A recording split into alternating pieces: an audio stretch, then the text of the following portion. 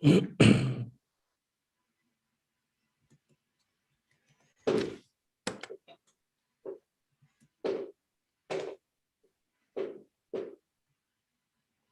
right, we have the live badge.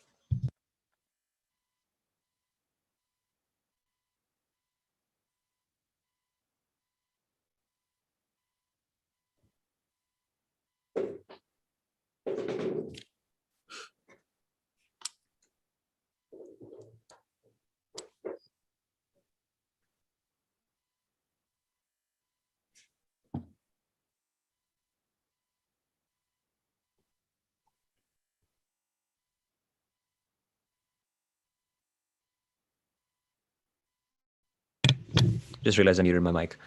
Roman, can you see my screen? All right. Yes, I can see it, and I can hear you as well. Perfect. Perfect. Okay, let's make sure we are recording, and then we can get the show on the road. So welcome everyone to this webinar about how e-commerce businesses can increase their marketing ROI through automation. This is a webinar that's been in the works for some time.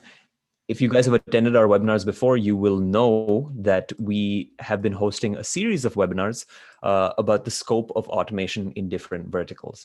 And the reason we're doing this is because if you follow us on LinkedIn, if you follow the team members of the TARS of TARS on LinkedIn, you'll know that we think that there's a very simplistic view of what automation looks like in the field of marketing. When most people think of automation in marketing, they think of drip campaigns and email marketing, which is great. We're big fans of drip campaigns and email marketing at TARS, but there's so much greater a scope for automation in the world of marketing that we felt it was a bit of an injustice to leave it limited at just drip campaigns.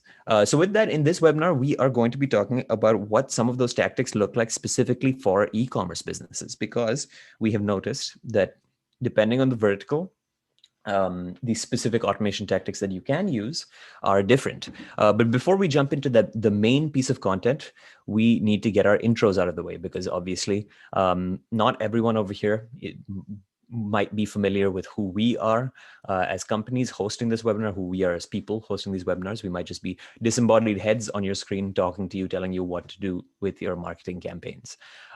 So to start out with, to introduce the companies that are hosting this webinar, starting out with TARS. TARS has been around since 2016, and we've been helping businesses digitize processes, automate processes, boost their conversion rates, and troubleshoot queries. We're actually going to cover both of these last two aspects in this webinar, because they are, interestingly enough, related in the context of marketing, especially e-commerce marketing.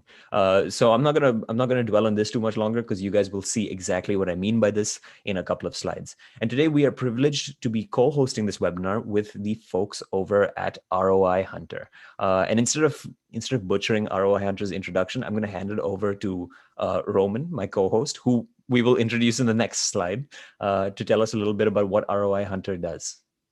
Yeah, thanks. ROI Hunter is a product marketing platform which helps online retailers to promote their products in with the highest efficiency. And I will later show you how we are doing it.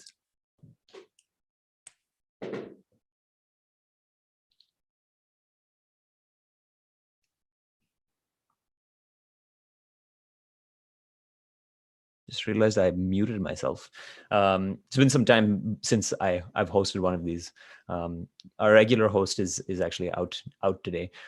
You might have noticed that when you signed up for this webinar, there was actually a different host from the TARS team, but we had to make a last minute change because Levi's otherwise occupied.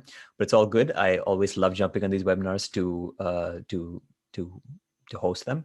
I'm Arnav. I used to be the regular host on these webinars, and I'm a marketer, a content marketer over here at TARS. And essentially my job is to create content just like this to help marketers like you or customer support people out there get the most out of their technology stacks. So if you're a marketer, that means how can you get more ROI from your tech stack, specifically using our product, ideally. And if you're a customer support person, how do you automate more of your customer support queries so that your agents are less burdened? And I'm joined today by Roman, who spoke to us earlier on the previous slide. But over to you, Roman. Nice to meet you, everybody. My name is Roman, and I work at ROI Hunter as a client success manager for more than 6 years. Means that I'm helping our customers to get the most out of our tool, basically helping them to grow their businesses on Facebook and a little bit on Google as well. So the things I will be sharing with you are usually things which I did myself, I experienced. So I have like really I have the experience from the first hand. So it's nothing I would just read somewhere, and hopefully it will be really useful for you. Awesome. Now jumping into what we're discussing in this webinar, usually what we do on these webinars is we give you an overview of what we're going to discuss in the webinar, something like a table of contents. But I think for webinars like this, where we're talking about increasing ROI through automation, a better starting point is this diagram over here. Essentially what this diagram captures is the journey that every single customer in the e-commerce space goes through. If you boil down any product that you're selling online, your customers are going to go through these 3 stages before they convert into a sale. They're going to be a random person sitting on their couch. Doesn't have to be their couch. They're going to be somewhere that's not in a physical store. They are going to land on your website somehow and turn into a site visitor. And then you, as an e-commerce marketer, need to convert them from a site visitor into a sale. Also, in the first part, you also need to somehow get the person onto your site. Now, what we're talking about today is, oh wow, the TARS logo just appeared on this slide. Amazing. That's a magic trick. But what we're talking about on this webinar is how we can get more people through this process. So how can we get more people who are out there sitting on their couches, laying in bed, not commuting anymore because we're in the middle of a pandemic, maybe waiting for their bread to bake. How can we get more of them to turn into site visitors, to land on your page? And then how can we get a greater proportion of the people who land on your page to actually convert into sales, which obviously will help you increase the ROI on your marketing spend. And the way we're dividing it up in this session is we are dividing it up into pre-click and post-click. So pre-click is the stage of the process where we get people from being a random person out there to being a site visitor. And then post-click is once they're on your site, how can you get them to convert into an actual sale? And the way we're dividing it up is Roman is going to talk about the pre-click experience, how you can get more people to go through this first stage of the process. And then in the post-click side, I'm going to talk to you about how you can convince more people to convert into a site visitor. So with that, going chronological order, I'm going to hand it over to Roman to tell you a little bit about how you can use automation in the pre-click experience. And to that end, I am going to stop my screen share. Cool. So just let me know if you can see the presentation. Yep. Perfect. So today I would like to share with you a couple of tips on how you can improve the pre-click experience on Facebook using their automation tools, and then a little bit more how you can move it even further to another level using ROI Hunter solution. So even if you don't know ROI Hunter, you will learn something about how you can improve the pre-click experience just by things what Facebook offers. Facebook put together a set of automated ad tactics to improve the ad performance and help the businesses to grow. We usually recommend these tactics to all customers that are joining ROI Hunter because we see that they have really huge impact on the performance. Our latest achievement after implementing the Power 5 were, for example, 73% improvement in ROI for one online retailer from South Africa, or a 52% improvement in the cost per acquisition for a UK shoe retailer. This framework consists of 5 automated solutions: advanced matching, account simplification, campaign budget optimization, automatic placements, and dynamic ads. Automatic advanced matching is basically a pixel enhancement, which allows you to send additional information from your website through the pixel to Facebook. This additional information can be anything from the email address to the name or phone number of the customer.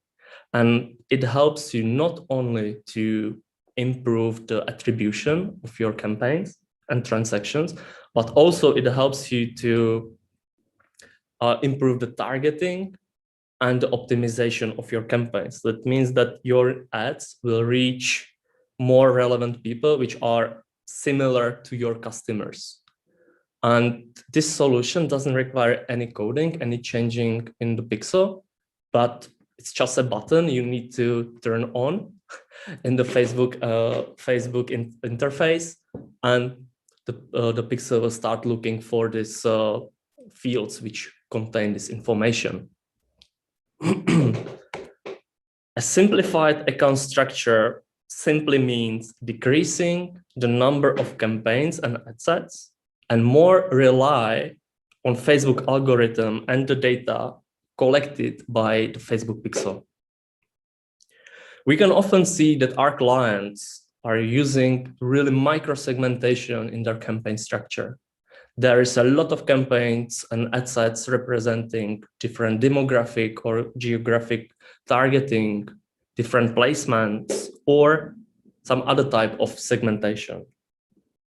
This huge number of ad sets simply means that there is a lot of ads entering the auction system, and you are artificially increasing the cost of the impression because your campaigns, your ads are bidding against each other. Facebook collects really millions of signals about every single user, and the pixel is feeding.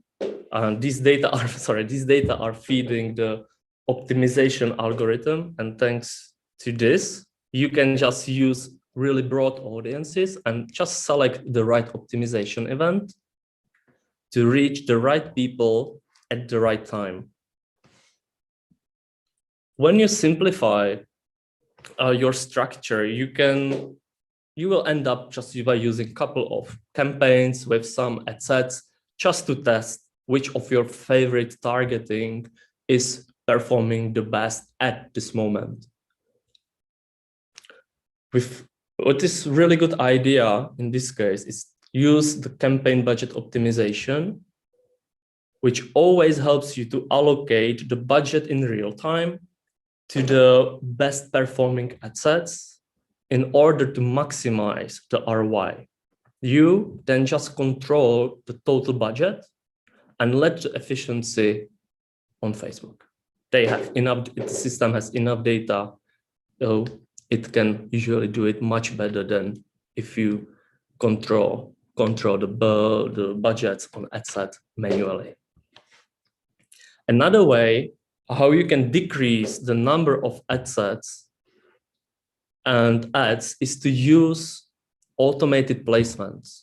This type of automation helps you to leverage all 18 Facebook placements and let the system decide where it will reach the Facebook user to maximize the chances in turning the user into the visitor or a customer. I give you an example. For example, me personally, I haven't seen an ad in Instagram feed yet. The reason? Because I never click on anything on Instagram. I only click on posts on Facebook. So I will see ads on Facebook, but I will never see them. I will never see them on Instagram feed. And it's just because this optimization. You can also combine this with a solution called placement asset optimization, which moves it to, again, a little bit further when the system helps you to optimize whether the user will see an image or a video. The first copy or the second version copy, first headline or the second version of the headline. Just this experiment helped us to improve the click-through rate 5 times. Just simply, the system showed video to people who enjoy the video, image to people who enjoy the image, the banner. Dynamic product ads is the most powerful automation of all these tactics. It's an ad format which takes the data from the product catalog and the pixel and generates an ad containing products which the system thinks are the most relevant for you. In case of retargeting, it will show you products which you have recently visited or added to the cart. In case of prospecting, it shows the most relevant products based on the user behavior. This ad is always unique and different for every single Facebook user. This system takes in consideration the user behavior on Facebook, on any other ad from the Facebook family, on your website, but also the user behavior on any other website on the internet which has pixel implemented. Means if I visit any shoe selling website, then I will see ads with shoes, not just from this one website, but also from any other seller which is bidding enough to reach me. So usually when you implement all these tactics, you will see a huge improvement in the results, especially if you implement the simplified structure and dynamic ads. I would like to show you how our technology can help you to improve it even more. I will start from the easiest solution and then I will move to a bit more complex, but those which are having usually the biggest impact. After you improve the Facebook optimization by using the advanced matching, you can also make sure that you will be targeting only people who are interested in your business at this moment. You can easily and automatically remove all people who recently visited your website, but they bounced. They didn't spend enough time to show some interest, to show the intent. So for example, you can exclude people who spend on the website only 5 or 10 seconds because that's not enough time to do any action on the website, and you shouldn't be wasting money on such people. You wait for the people to spend a little bit more time and then you target them.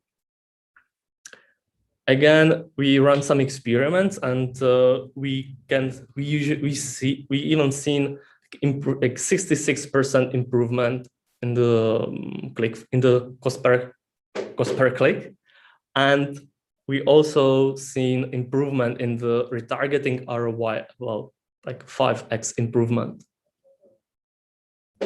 When you implement the simplified structure, and you use the CBO, the campaign budget optimization, then it's a really good idea to make sure that your investments are growing with good results. So you don't miss the opportunity to generate more money, more revenue.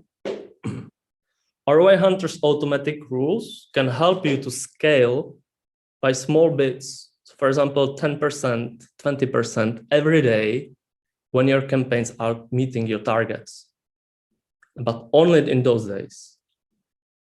Also, when your campaigns suddenly have like poor results in the long term, then the system again can stop your campaign, so you avoid any wasting of your money. Dynamic ads are usually the most stable and the most revenue driving type of ads you can run on Facebook. And I would like to show you how using our technology can make it even better. We focus in ROI Hunter, we focus on 2 main challenges. The first one is the graphical design. The problem with dynamic ads is that the product image is usually pretty boring. It's like a simple product image on white or sometimes at least on colorful background, but you can see that the image doesn't fit the ad. So something you can see on the left side, it's pretty standard situation. Using ROI Hunter, you can implement a graphical template which turned the product image into something which will A, be aligned with your brand identity, and B, will stand out from the crowd. So people actually stop scrolling when they see your ad and they will check your offer. The second challenge is when you run your dynamic ads, then actually you don't have much control what is being promoted, which products are appearing in your ads. After running more than 100 analyses on different product catalogs, we discovered that Facebook is usually promoting only around 20% of the products from the catalog. And that usually 1% of the most promoted products is spending 30% of the total budget. And also these products usually generate something around only 2% of the revenue. This is quite crazy, right? This means that Facebook has different priorities, different rules for choosing the products which will be in the ads than you. And the reason is simple, really. Facebook doesn't have access to your business data, so the system cannot decide the same way as you would decide.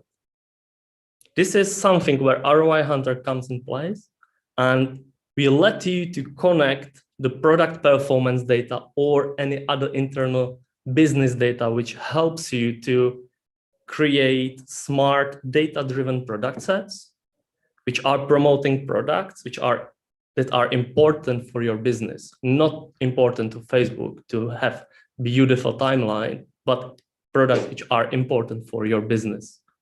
This data can be anything from Google Analytics product performance, search trends, or internal data such as margins, return rates, or stock level. You can, for example, automatically promote your best-selling products or hidden gems. Hidden gems are products, in our case, which have good results, but Facebook doesn't give them any exposure. You will see 0 impressions, 0 money spent on them, but you know that they make sense, that you would love to promote them. You can also automatically promote new arrivals, or you can go from the other end, and automatically exclude products which are low in stock or products which are not bringing any revenue. So you can maximize the efficiency and mostly to improve the pre-click and post-click experience, because it's really annoying when you click on products which you really like, but they don't have your size. So you will leave the website really angry. And I, as an advertiser, just wasted money on you because I could show you something which I have on stock, which is my bestseller, or a product I need to push because I have a huge margin on these products. All the customer needs to run something like this is a product catalog or product feed and some data which are important for you, which you can connect to the catalog using ROI Hunter and then make these data-driven product sets. We can see that our solutions help clients of different sizes in different verticals and regions. And usually the improvement is quite significant. We will share with you a video describing how you can create product sets promoting your best-selling products and how you can do it without ROI Hunter, so you can test how big impact it can have on the performance of your campaigns. And then you will see that actually what I'm showing you is something real. Thanks. Back to you, Arnon. Awesome. Thanks, Roman. That was a lot of the stuff over there as a e-commerce shopper myself, relatable. Like clicking on an ad and then finding out that they don't have. The struggle is real. Yeah, the struggle is indeed real. But that was great. Those were some insights that I think demonstrate what we were talking about earlier, which was that the scope for automation is so much more than just automated. Made the same mistake on a webinar we were hosting earlier today. Instead of hitting present, I hit share. But yeah, it really shows the scope of automation past just drip campaigns. Now I see that we have a question in the Q&A. We're actually going to have a Q&A session at the end, but you guys should definitely feel free to drop your questions into the Q&A section. Moving on to the post-click experience now, talking about how we can move more people from being site visitors to actual conversions or actual sales.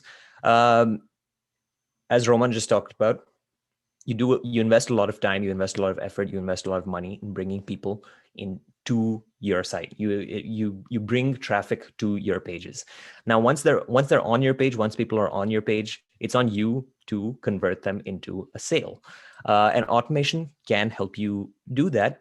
But before we talk about how specifically that happens, I think we need to take a step back and think about how buying happens in general, whether it's online and whether it's not. So way back before digital marketing, we used to actually go into physical stores, and we used to call businesses to buy things. And with a few exceptions, what united every single way that we used to buy things was that it involved some form of human interaction. If you walked into a store, you're speaking to a store attendant. If you called someone, you were speaking to someone on the phone. But you were, generally speaking, talking to someone before you purchased something. Now, we all know what happened next. Digital marketing comes onto the scene, and people are buying from their couches. They're buying from they're buying things while laying in bed. And maybe an unintended consequence of that is that the buyer journey became self-serve. And what I mean by that is that instead of speaking to an actual human being when you're buying something as a customer, you go through the entire process on your own. You look through all the products on your own. You check yourself out on your own. And this shift had benefits for both businesses and customers. For businesses, it increased reach, because obviously the friction associated with checking out a product on your phone is considerably less than the friction associated with actually walking into a store. And for customers, it was convenient because obviously, again, the friction associated with digital shopping is less. And for a lot of people, they view this as sort of the end point of buying, right? We've reached a point where you have unlimited reach if you're a business and you have unlimited convenience if you're a customer. So this is the happy ending, right? We all lived happily ever after. Well, not exactly, because what we're finding is the digital fatigue is setting in. Attention span, this is a bit of a cliche in the digital marketing world, but attention spans are dropping. Competition is increasing. And traditional landing pages just generally yield poor conversion rates. So once people click on your ad, the rate at which people actually convert into sales after they click is relatively low. And the result of that is that standing out from the crowd, actually making sales through your ad campaigns, is getting increasingly hard. The other issue with these traditional ways of selling online is that it's very hard to quell buyer uncertainty using regular web pages. And what I mean by that is that most customers who land on your pages, they have questions about your products before they hit the buy button. And web pages, static web pages that have text in them, or maybe a contact form, are terrible ways to answer these questions. No one really wants to read through an entire page of text. No one really wants to fill out a contact form and wait for someone to respond to them after a couple of hours or a couple of days. And the end result of that is people don't really get the information that they need to feel secure in making that buying decision. And a great example of this is, when you're shopping for clothes online, you have to check the sizes out, and the sizes usually come in most cases, in a lot of cases, they come in a table where you have to sort of figure out what your size is in the table, which isn't a particularly pleasant experience. We take it for granted, but I think it's not a pleasant experience. So what is the solution that businesses have to address these issues that are causing people to drop from their pages before converting? Now, what a lot of businesses have found is that the the solution is to continue to rely on the old tactics that we were using in the past, specifically customer service, to address this issue. So back when we were going to physical stores, we were actually speaking to someone on the phone. We were actually speaking to the store attendant. That was a form of customer service, and the purpose, the role that the store attendant served was they could walk you through a lot of those questions that you had in store. Now, when we move to digital, that store attendant is no longer there. We're doing everything on our own, and that's where the static pages, that's where the contact forms come into play. But what businesses are finding is that if they can bring that store attendant back into the picture in the digital context, it helps them address some of the issues that I was just talking about. Now, what that looks like in practice is that, one, you can obviously rely on a basic click-to-call CTA, but perhaps more aptly, people are relying on live chat. This is why we're seeing the return of chat widgets to web pages, to the home pages of web pages, as opposed to being relegated to the customer support page where something goes wrong and you fill it out. Now, this seems like an ideal solution. We're addressing the issues directly, but the issue is that human-driven customer service, something like a live chat, is unscalable. Managing the HR to handle a customer support team is a headache. If you are outsourcing it to someone else, they're charging you a markup for that HR because they're handling it for you.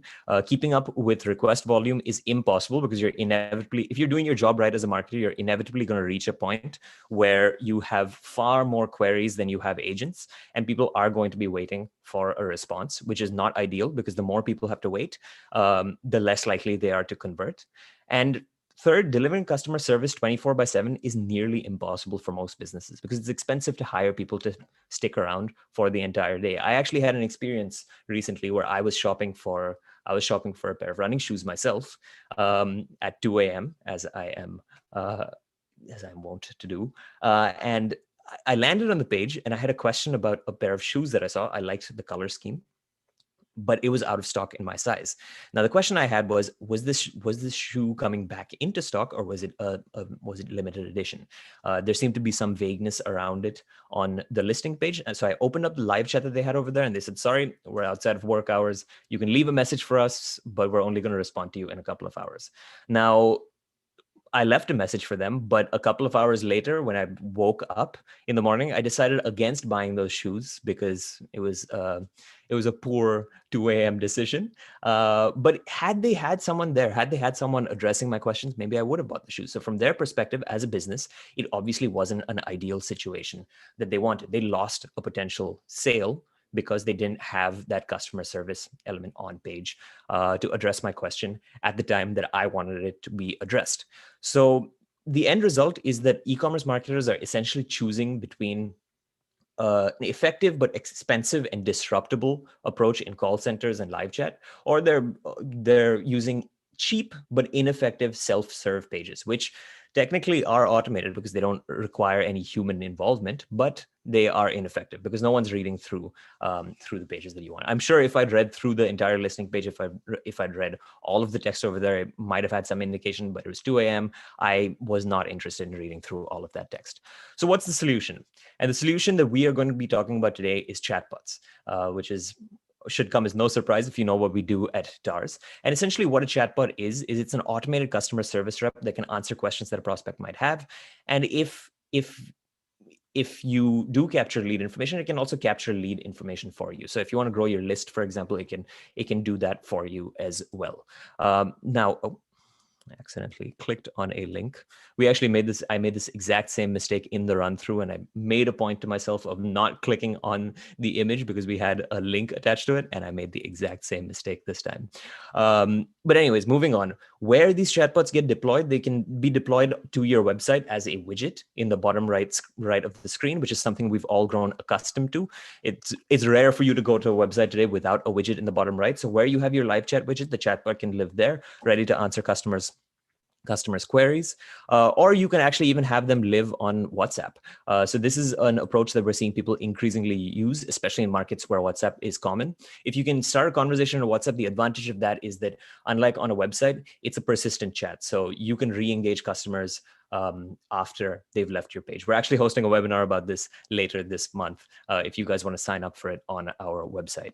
But that's where you deploy it. And the reason these chatbots are a better option, the way I like to think about it, is that they sort of tread the line between the two imperfect options that we spoke about before. So like human like human agents, the reason chatbots maintain the conversational experience that buyers want. You're not asking a customer to read through a page of text. You're not asking them to find their size in an unwieldy table. You're actually having a conversation with them, which is what they appreciate. The reason I went to the live chat instead of reading through the page is because I preferred to have a conversation. I preferred to just ask the question and get the specific response that I needed to make my buyer journey, but to make my buying decision, as opposed to reading through all of this text where there's a bunch of other information that I don't really need.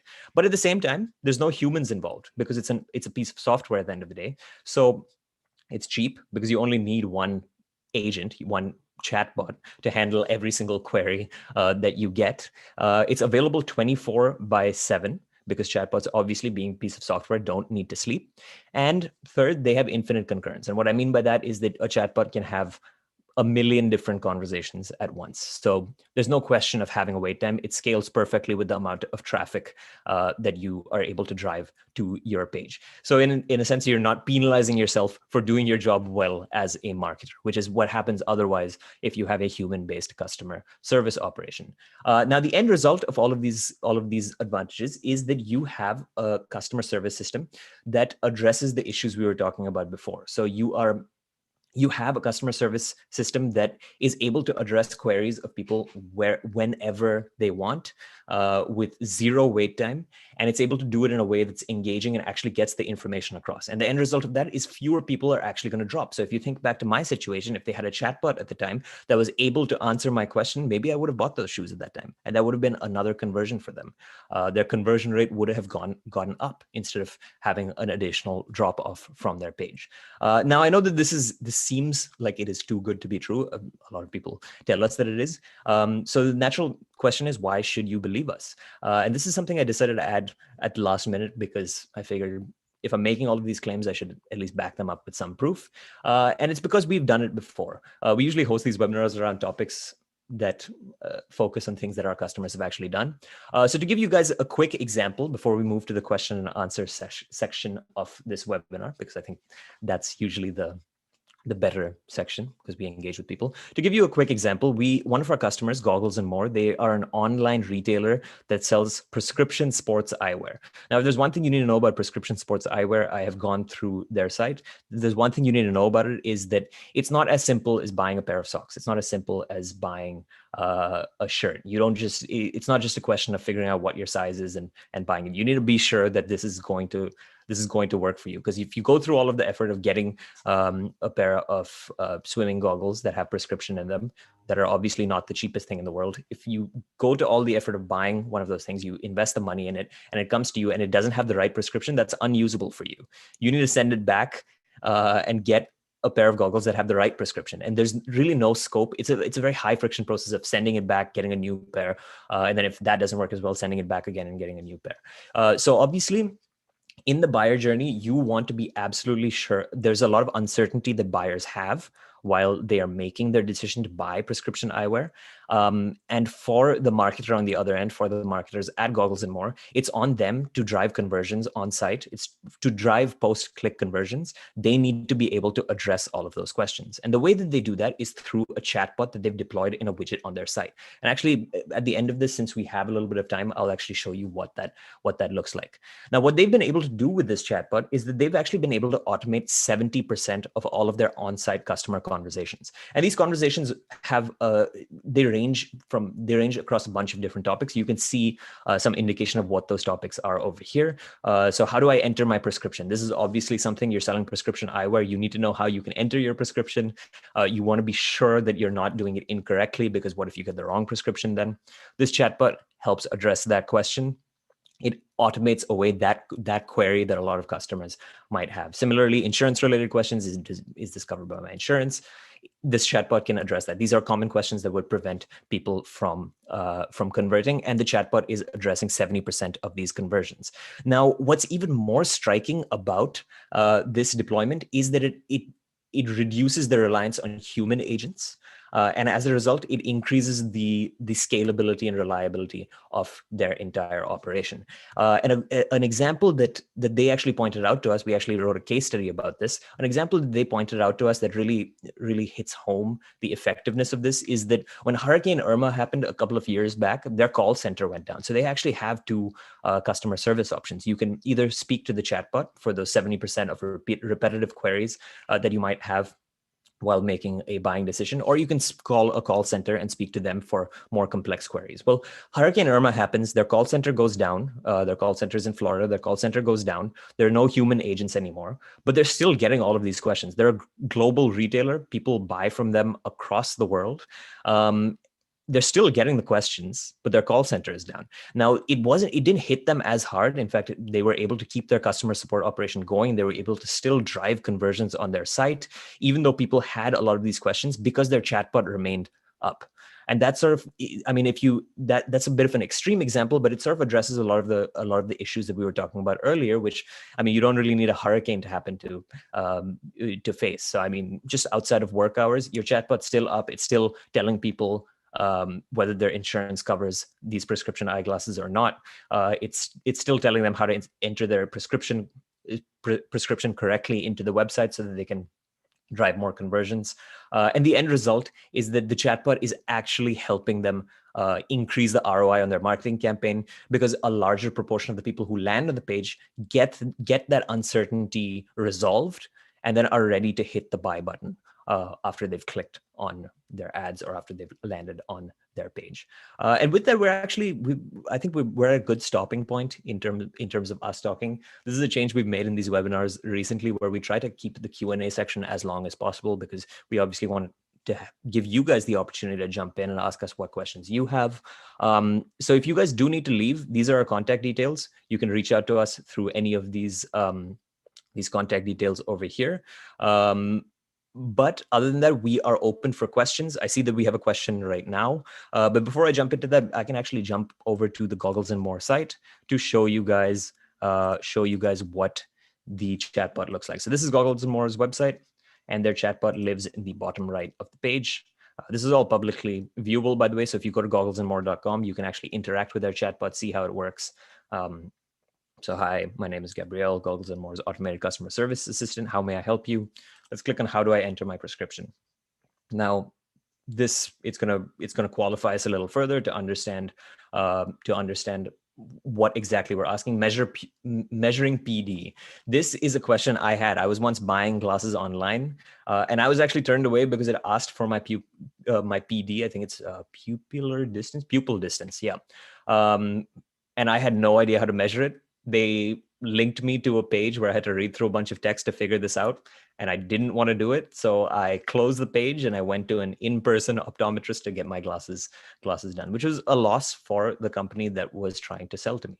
But this chatbot addresses that question that customers on this website might have, and thereby increases the likelihood of conversion. But anyways, that's what it looks like in practice. I think we can move on to the questions that we have. So we have a question. I think this is a question for you, Roman. Do you have relation to ad account data? Does that have relation to ad account data? I think this is. Yeah, there was a follow-up question on this, which was a bit more thorough. The question was that if we start a fresh ad account and connect to rich Facebook pixel and Google Analytics, if it has any impact. So the answer is that when you have the data for the optimization is stored on the pixel and the catalog level. It means that if you start with even if you start with a new ad account, there still will be enough information stored in the pixel and the catalog. But what does exist is something which is called account history.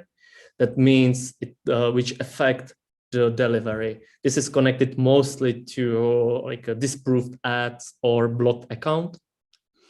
And it means that if you experience some of this, if a lot of your ads are disapproved, or if your account is even blocked, then you will for sure experience issues with the ad delivery. Your delivery will be really limited, and then usually it's a good idea to start new account and start fresh. But you don't have to be worried that you will lose everything. No, if you connect the same pixel, you will be able to continue with the learnings from previous.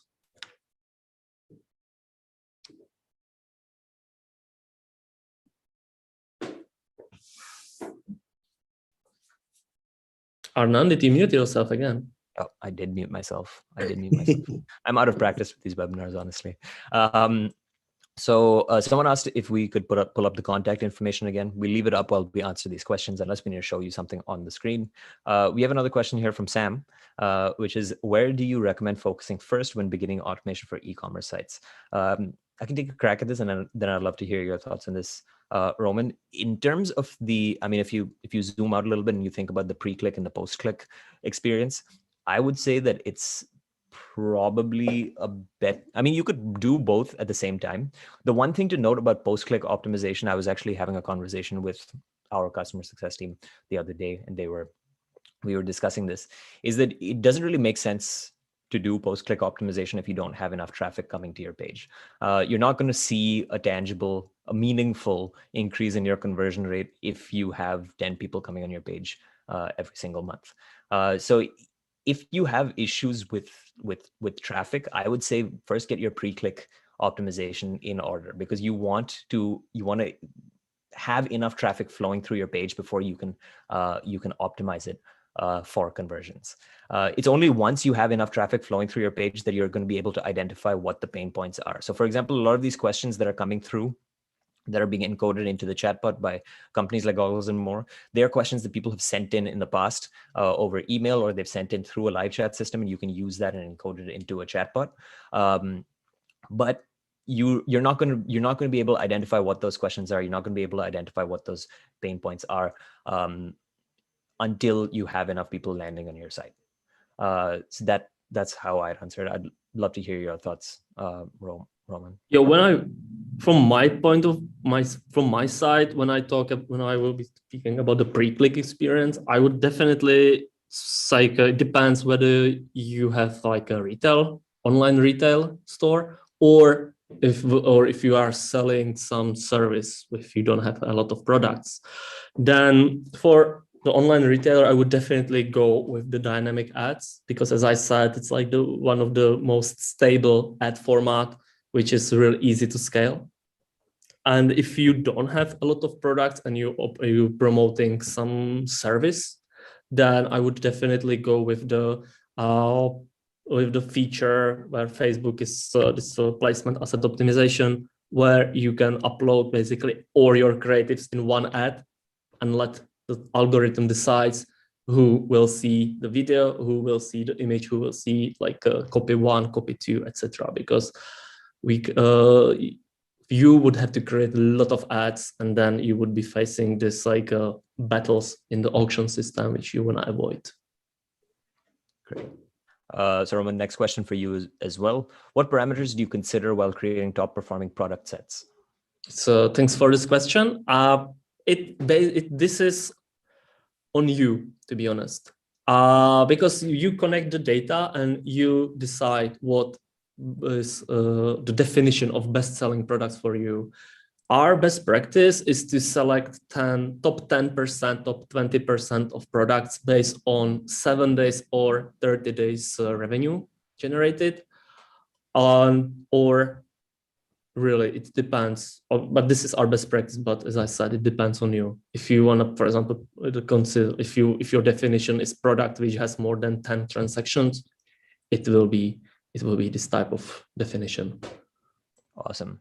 Have you found that different product sets work in pre-click as opposed to post-click? If so, could you give examples of product sets that have worked in the past? Or do you recommend having one broad product set across all campaigns? Don't fully understand the first part of the question where it's pre-click versus post-click, because you obviously have to have pre-click and post-click for most campaigns, but it sounds to me, but if I misread it, then please ask again. If it means that sometimes the product can be a good like gateway to the website, but people are not actually ending buying it. But then it depends. So if it's this case, then it depends what is your goal, because like some studies show that it's much better to drive people directly to the product you want to sell rather than to buy them some really nice product. Because it can really happen that the nice product will be sold out and you will have like a huge bounce rate, and your page or account can be also penalized, and you will be actually wasting money on people who are not doing anything on the website. But I would definitely, even if with running our data-driven product set, I would always recommend to run also all products, because as I said, the learning is stored on the catalog and the pixel. So you are basically also educating Facebook which products they should show, because you are teaching Facebook which products are important for you as a business, not which products, for example, have just nice engagement. That's why Facebook is pushing them. So my answer for this would be like run all products and run also the additional data-driven product sets. Awesome. Oh, there's a question from me. Some chatbots are irritating since they occupy a lot of space in mobile view of websites. What's your opinion on this? Great question. So this is a dilemma we deal with a lot at ours. I mean, the way we look at it is that the vast majority of chatbots out there are, or for a long time, a large proportion of chatbots out there weren't great. And I think the reason for that is because a lot of people want to implement chatbots on their site for the sake of having a chatbot on their site.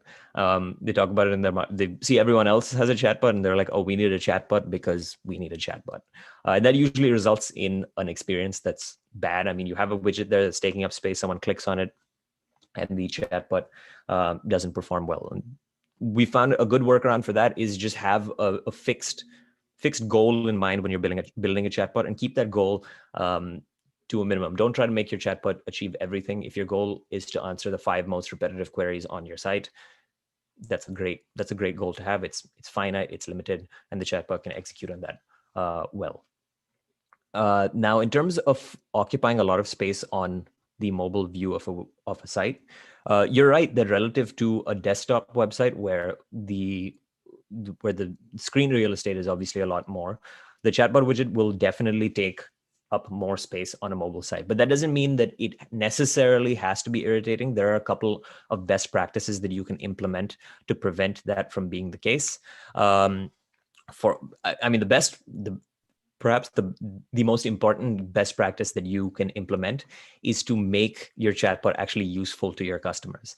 So a lot of the times, again, this gets back to the point I was just making, a lot of the times people implement chatbots for the novelty of having a chatbot. They want to have NLP in their chatbot because then they can say they have an AI-powered customer service agent. But don't forget about all of those buzzwords. If you have to use them as tools to give a good experience, use them. But just focus on the user experience. If your chatbot delivers real value to your customers, we find that they don't find it irritating and they don't close out from the page. If you do the opposite, where you just implement a chatbot for the sake of having a chatbot where it doesn't have a specific purpose, then you are going to run into the issue where the chatbot is irritating. Other things that you can do that I have seen some of our customers do is you can reduce the size of the widget. You can make the call out very specific. So this is the message that comes out from the widget to say, hey, I'm over here. Do you want to chat with me? You can make the call out very targeted. So you can make the call out very specific to tell the user what exactly is going to happen in the chatbot conversation. That way the user knows whether the chatbot conversation is for them or not, and then they can close that widget, and then the widget stays there in the corner and doesn't take up as much space as you would like for this. The other thing that I would note is that some of our customers have actually found that on mobile, chatbots are a better experience than their regular mobile sites. So this is something we didn't discuss in this webinar. More of our lead generation oriented accounts use this, but the way I like to think about it is that the chat interface is an inherently mobile optimized interface where the website isn't. So if you have a traditional website and you're trying to mobile optimize it, you're taking your regular desktop website and then you're squeezing it down so that it fits onto a mobile screen.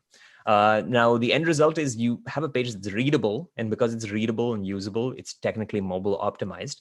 But the experience of using a mobile web page isn't necessarily the greatest, in my opinion. It's convenient because you can use it on your phone, but it's not as good as the desktop experience. With the chat bot, on the other hand, you don't face that problem because the chat interface is inherently mobile optimized. I mean, if you think about apps like WhatsApp and Messenger, they were made with the mobile user in mind first, and then they made their way to desktop. So if you want to create a guided buyer journey, then I would say that a chat-based interface would actually be preferable to your regular website. And that's what some of our customers have seen. And this sort of relates to the next question that we have over here about whether chatbots can help with product discovery. Chatbots can actually help with product discovery. If I'm not mistaken, I think I saw a peek of it in the Goggles and More chatbot.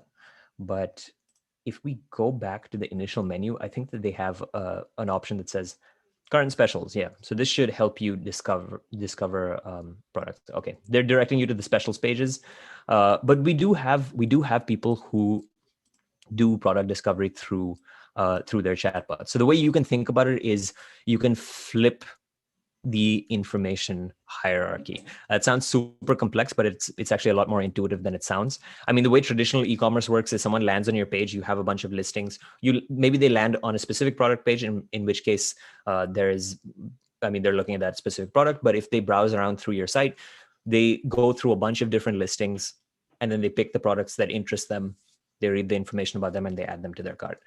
Now, that's great. You present customers with as much choice as possible in one go. You present them with a lot of information in one go, information about each product in one go.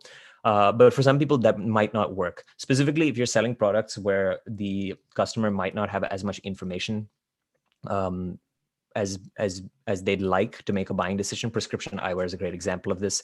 A lot of the times, people might be their first time buying prescription eyewear, so they might be a little uncertain about what exactly to look for in prescription eyewear.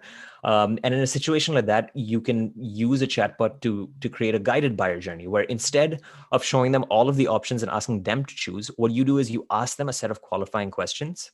So you say, oh, what are you looking for? You ask them qualifying questions in simple English. So, okay, what sport are you playing? What type of eyewear are you looking for? What's your prescription? Whatever qualification questions you like, what's your favorite color? And then based on those parameters, the chatbot, because it's a piece of software and because it's a piece of software, it hooks up to all of the data, all of your product databases, your CRM, etc. On the back end, it can use those parameters to recommend products to the customer. And that sort of takes away the friction of having to learn about what product is a good product and then buying that product. It does the product for the customer. And to answer the second part of your question, would I be able to link my catalog through an API? I think I touched it already, but yes, you can absolutely do that. So with our chatbots, I mean, I found that the most effective chatbots that we have on our platform are the ones that have a deep integration with the backend of the site or backend of the business. And the reason is because you can enrich the experience. So for example, you can, again, like I said, ask them questions, and then based on their responses to those questions, recommend products to them. If they're a returning customer and you can identify that they're a returning customer, confirm their identity, you can, based on their previous shopping history, the chatbot can recommend products to them based on their previous shopping history or based on the products they've looked at in the past. The chatbot can recommend specific products to them. Hope that answers your question. All right, next question, and this seems to be our last question. We're also reaching the end of our session over here. Is the learning period of ads important? Small scale businesses can't burn money on low performing ads till the learning period completes. 7 days. Or 50 conversions. Does ROI Hunter have any automation on this? Yeah, another nice, really good question. I would say learning period is really important because from the statistics from the stats we have available, we can see that the performance can improve about it, that ads in learning stage are reaching around 30% of their of their performance. Means that once they got out of the learning stage, the improvement, the performance is way better. I understand that it's sometimes like difficult to wait until the learning period is over, but there's a couple of things you can do. You can, for example, change the optimization event. Sometimes you don't have to wait if you don't have enough purchases happening on the website. You can, for example, optimize towards add to cart event or view content. So you complete you will reach these 50 conversions much faster. Or you can, for example, change the attribution window. So the system counts also after view conversions. So again, you will reach these 50 conversions much faster. Another thing you can do is that you can look at different parameters during the learning phase. So you can, for example, not even if you run your conversion campaigns, which are optimized to get you purchases at the beginning, after spending $10, $15, $20, you can, for example, look, does it generate me product visits? Does it generate me add to cart transactions? Right? Because also this is really important. This is like you can think about it like in first signals with whether the campaign or whether the ad is driving me high quality traffic or not. And if not, if you can see that after spending $15, $20, there is, for example, 0 add to cart transactions, and you know that the average cost per action for add to cart is $5, then you know that something is wrong, and you can probably turn off the ad. Or another thing can be like really high CPM, really high, really low click-through rate. So there are other things you can look at before you start generating transactions, which can identify this ad has potential or this ad has no potential.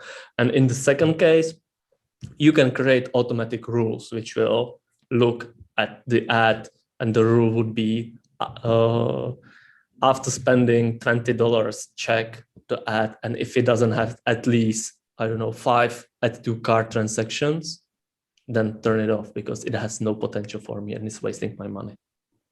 But no other automation available for this, unfortunately. Great. Yeah, I mean, unfortunately, that's what we find as well.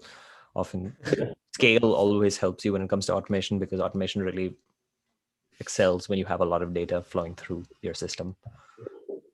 With that, I think we've answered the last question. We're coming up to about an hour, a little more than an hour for this webinar, so almost bang on. Thank you guys for joining this webinar.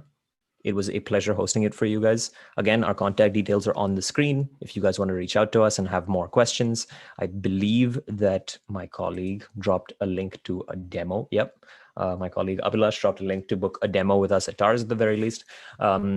In the chat, if you use that, you can book a demo with one of our chatbot experts, and essentially you'll get a private webinar where they will walk you through what it looks like to implement some of the automations we talked about on this webinar, specifically tailored to your site. And you obviously have access to them, so you can ask them all the questions that you want on the actual demo. So I highly recommend that. Other than that, again, contact us through these channels. And a key point to note that I didn't mention earlier is that we will send out the recording of this webinar to you guys. So if you guys want to rewatch it, if you want to share it with your friends, if you want to share it with your family for whatever reason, you can do that once we share the recording with you. It just takes us a little time to process it, but once it's processed, we upload it and send it to you right away. And with that, thank you for joining, and thank you, Roman, for co-hosting this webinar with us. Thanks for taking out the time. Thanks for having us.